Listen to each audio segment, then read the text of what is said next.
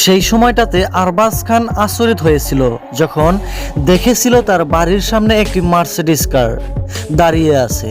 আরবাজ খান বুঝতেই পারছিলেন না যে এত দামি গাড়িটা কার।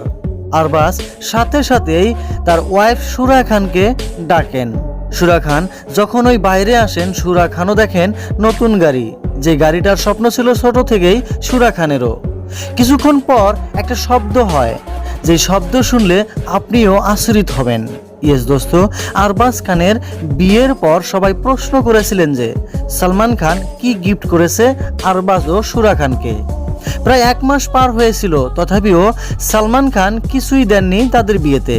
সবাই ভেবেছিলেন যে আরবাজ ও সুরা খানের বিয়ে নিয়ে সালমান খান হয়তো খুশি নয়। কেউ জানতোই না সালমান তাদের স্বপ্নের গাড়িটাই কিনে দেবেন। কিন্তু কিছু কারণে গাড়ি আসতে কিছু লেট হয়ে যায়। শেষ মুহূর্তে সালমান খান তাদের স্বপ্নের গাড়ি এনে তাদের বাড়ির সামনে রেখে দেন। আরবাজ এবং সুরা খান দুইজনই সালমান খানের এমন গিফট দেখে খুবই আনন্দিত হয়েছে। আপনার কাছে সালমান খানের এই গিফট কেমন লেগেছে কমেন্ট করে জানাতে ভুলবেন না আপনার মন্তব্যটা।